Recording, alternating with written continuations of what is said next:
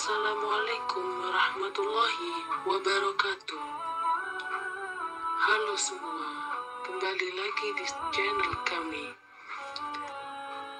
Pernahkah Anda merasa bahwa rezeki kita sulit, bahkan tidak lancar sama sekali, seperti orang lain di luar sana? Ya, kalian berada di video yang tepat.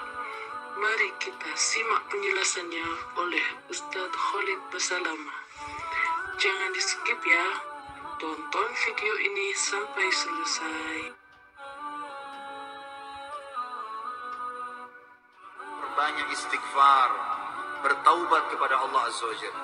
Karena ternyata yang banyak menahan rezeki adalah dosa. Dalilnya hadis Bukhari. Kata Nabi SAW, tidak ada satu kaum yang menahan zakat harta mereka, atau dalam riwayat yang dikatakan tersebar di tengah-tengah mereka zina dan khamr. Riwayat lain menjelaskan tersebar maksiat, kecuali Allah akan menahan rezeki dari langit. Tidak ada istilah dalam Islam, teman-teman sekalian, rezeki kita diambil orang lain. Saya ulangi, tidak ada dalam Islam istilah rezeki kita diambil orang lain. Demi Allah nggak ada. Kalau ada di benak Anda saat ini, hilangkan itu. Pernah ada seorang pengusaha masih muda di Surabaya, waktu saya sudah jelaskan tema tentang kenalilah Tuhan, kau akan bahagia, masalah tauhid, pengenalan Allah.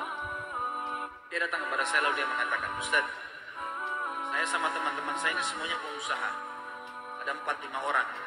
Kami sama-sama masuk, semua punya perusahaan, sama-sama masuk ke satu proyek. 4 teman saya semuanya dapat, Ustaz. Saya sendiri nggak dapat. Dan kalau dilihat dari sisi ibadah, saya lebih baik daripada mereka. Karena saya hadir pengajian, mereka tidak. Saya tahu mereka. Saya sholat, mereka tidak sholat. Bagaimana memahami ini supaya saya tidak sangka buruk dengan Allah? Apa jawaban saya, teman-teman sekalian? Satu kalimat. Belum rezeki Anda. Bukan rezeki Anda ini. Kalau sudah rezeki Anda sampai pasti. Gak mungkin tidak. Tidak ada ceritanya orang lain ambil rezeki kita. Tidak mungkin. Mustahil. Ibnu Qayyim rahimahullah, teman-teman, pernah melihat seekor ular buta di sebelah dia lagi jalan. Ular buta ini kelihatan kena selaput, matanya warna putih. Lewat di dekat Ibnu Qayyim. Ibnu Qayyim lihat, kebetulan dengan hikmah Allah. Lalu dia bilang, ular ini buta. Terus tiba-tiba dia bilang, saya bicara dengan diri saya sendiri, saya ingin tahu bagaimana Allah Azza wa Jalla memberikan makan ular ini. Ibnu Qayyim diikuti ular tersebut, ular itu berjalan. Bisa saja dimakan oleh hewan yang lain, tiba-tiba diserang. Tapi dia jalan. Makhluk Allah, jalan di muka bumi. Allah SWT penciptanya. Lalu kemudian tiba-tiba dia dapat sebuah pohon. Dia naik ke atas pohon itu. Sampai dia naik ke dahan, Ibnu Qayyim bilang, saya angkat kepala saya ke dahan itu. Saya temukan di situ ada seekor burung kecil yang lagi bersihkan sayapnya. Burung ini karena asyik membersihkan badannya, dia tidak tahu kalau ada ular sebelahnya. Ular karena buta matanya tidak tahu kalau ada burung itu. Tapi ular ini cium bau burung, tiba-tiba diterkam sama dia, lalu dimakan burung itu. Kata Ibnu Qayyim, subhanallah, yang telah memberikan makan ular yang buta matanya. Bayangkan teman-teman sekalian, berapa banyak miliaran makhluk Allah berikan makan. Bagaimana bisa Anda mengeluh mengatakan tidak dikasih rezeki sama Allah? Tinggal bergerak. Seorang ulama yang lain pernah selesai kebun rumahnya dibersihkan. Dia capek sekali. Dia keluar dari kebunnya, dia lihat di depan kebun sebelah kebunnya ada sebuah sungai luas. Dia duduk di atas sungai itu. Di pinggir sungai itu maksud saya. Di pinggir sungai. Lalu ada satu batang pohon di atas air lagi mengapung. Di atasnya ada burung bangau, kakinya patah, matanya buta. Di atas batang pohon. Orang ini bilang, saya ingin lihat bagaimana Allah Azza wa Jalla memberikan rezeki burung ini. Dari kejauhan tiba-tiba setelah beberapa saat ada burung elang datang mencengkram ikan di situ, dekat situ diambil, kemudian ikan begitu dia naik, burung elang ini lepas cengkramannya dengan hikmah Allah. Lepas cengkramannya, jatuh ikan itu subhanallah di depan burung bango yang buta di atas batang pohon. Bukan jatuh lagi ke air, jatuh ke situ dengan hikmah Allah. Burung elang pergi tidak ambil lagi, burung bango cium bau ikan tinggal turunkan kepalanya makan. Selesai konsep. Berapa banyak kejadian seperti ini teman-teman sekalian. Kenapa harus ragu bahwasanya Allah SWT akan memberikan kepada kita rezeki? Maka harus difahami poin-poin seperti ini. Rezeki akan tertahan dengan dosa. Maka kalau ada sesuatu yang masih tertahan dan kita sudah tahu konsep, pahami kalau itu mungkin bukan rezeki kita, tapi tidak ada masalah, kita hubungkan dengan bertobat kepada Allah. Bisa saja mungkin karena ada dosa kita. Pastikan teman-teman, kalau ada seseorang berzina di malam harinya, besok akan banyak kendala-kendala di kantornya, di usahanya, atau dia berdusta, pasti ada masalah. Pasti, tidak mungkin tidak. Saya yakin teman-teman mungkin punya pengalaman kalau dalam masalah seperti ini. Artinya kalau ada dosa pasti akan nyangkut tuh. Ada masalah. Kalau tidak terbuka, mengalir seperti air. Saya temukan ulama-ulama di Saudi, Masya Allah, hidupnya dari pagi sampai malam teman-teman sekalian, semuanya ibadah. Majelis ilmu, dari majelis ilmu ke majelis ilmu, dari masjid ke masjid. Gak pernah terputus rezekinya. Saya tahu guru saya, Syekh Saleh Suhaimi, beliau pengajar di Masjid Nabawi, dan salah satu istri beliau adalah salah satu akhwat kita yang pernah ikut pengajian saya, kuliah di Unhas dari daerah Buton. Sekarang sama-sama beliau di Madinah. Sudah lebih dari 10 tahun, Masya Allah, rumah tangganya sudah punya 1 orang anak. Beliau ini buta matanya. Buta matanya, subhanallah. Tapi hafal 30 juz Al-Quran. Jadi ulama besar, banyak kitab-kitab yang dihafal oleh beliau. Termasuk orang kayanya Madinah. Banyak. Rumahnya di Madinah mewah sekali, besar. Gitu kan? Kemudian juga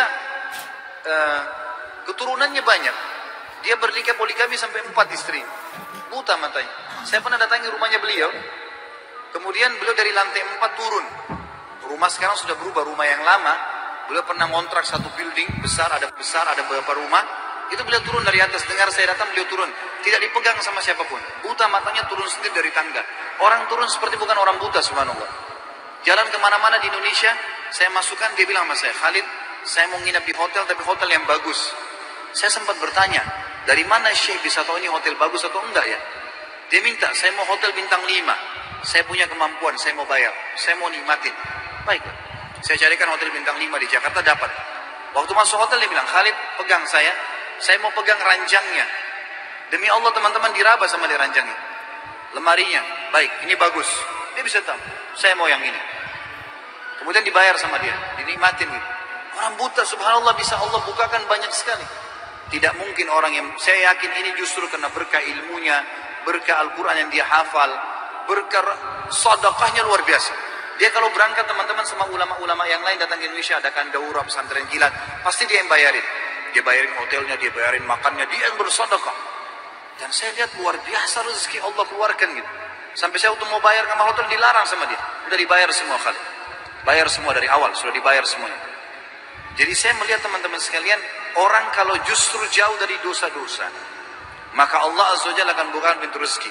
Imam-imam Masjid Haram dan banyak ulama-ulama yang lain, semuanya mereka mampu. Allah bukakan. Jadi jangan salah paham teman-teman sekalian. Orang-orang kafir yang sedang antum lihat, yang anda lihat terbuka rezekinya, jangan salah paham. Tidak ada di antara mereka yang murni lepas dari utang. Coba telusurin deh. Mobilnya mewah, tapi utang semuanya. Usahanya banyak, tapi utang semuanya. Berkah dari mana ini? Bukankah pada saat meninggal kemudian disita oleh bank-bank, akhirnya terbengkalai keluarganya? Dan seterusnya. Banyak hal teman-teman sekalian. Oleh karena itu dekatkan diri dengan Allah. Perbanyak istighfar. Bertobat kepada Allah subhanahu wa ta'ala. Maka Allah akan bukakan. Jadi dosa itu seperti teman-teman penyumbat ya. Di saluran air ada penyumbatnya. Kalau kita istighfar, kita sedang menarik sumbatan itu. Airnya jadi lancar nanti.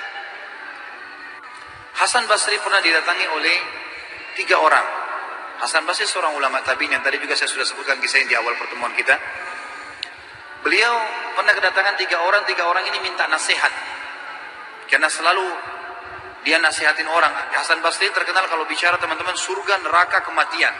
Nasihatnya selalu berkisar di situ. Jadi orang merasa imannya bertambah.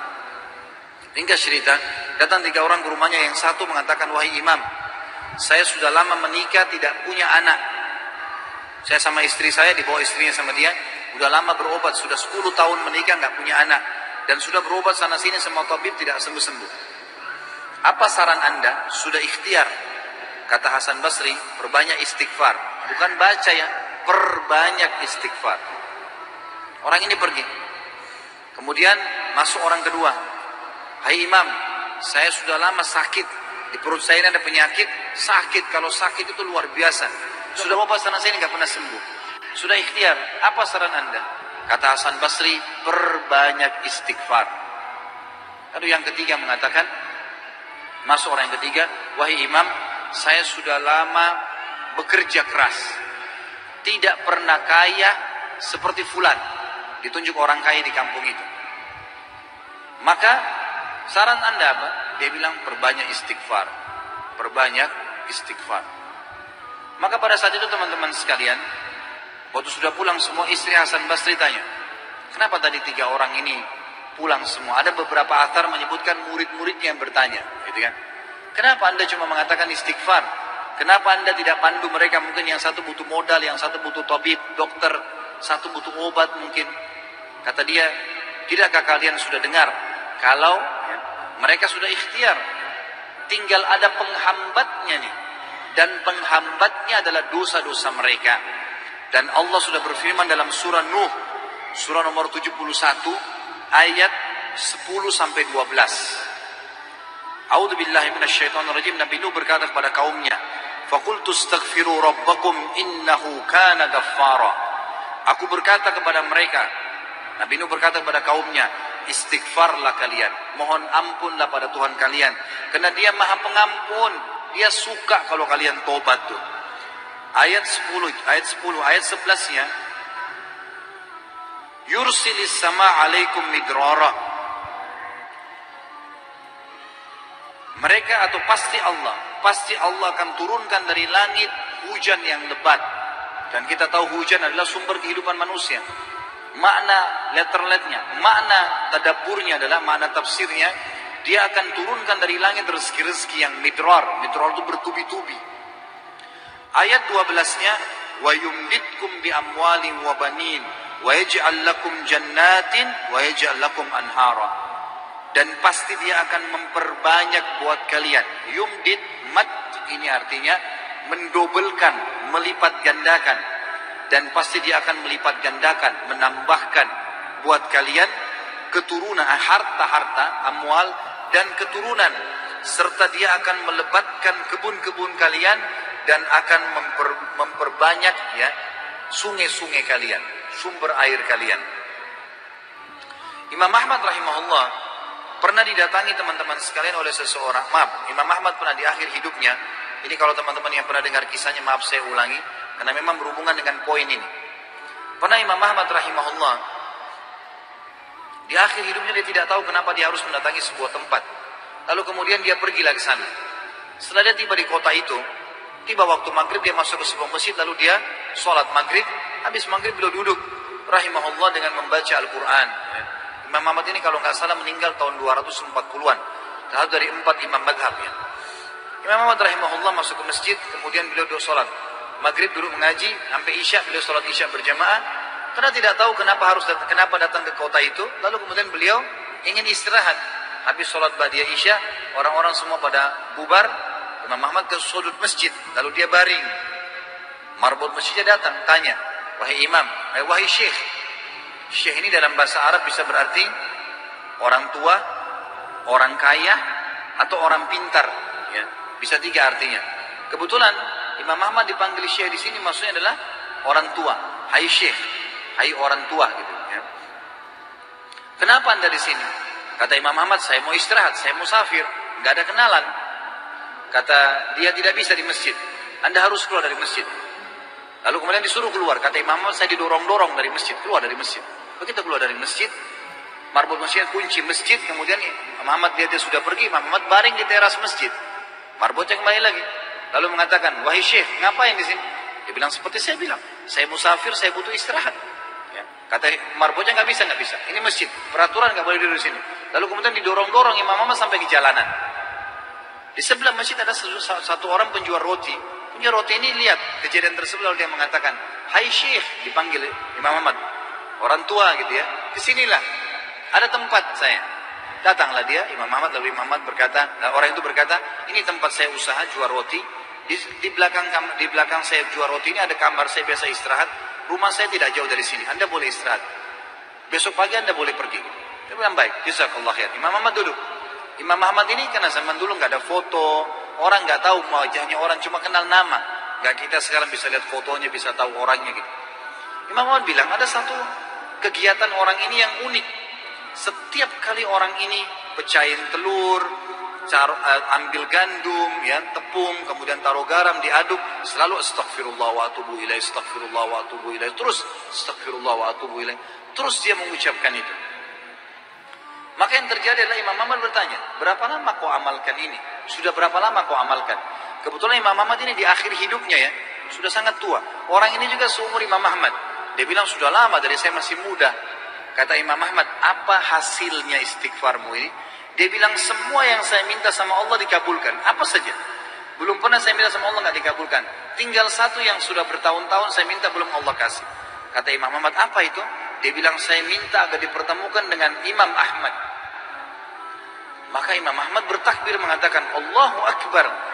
Karena istighfarmu inilah, ya, Allah subhanahu wa ta'ala mengutus saya datang ke kotamu ini, dan saya tidak tahu kenapa saya datang. Karena istighfarmu lah marbot masjid melarang saya tidur di masjid dan saya didorong-dorong. Istighfar mula yang membuat kau menawarkan saya untuk datang dan nginap di tempatmu.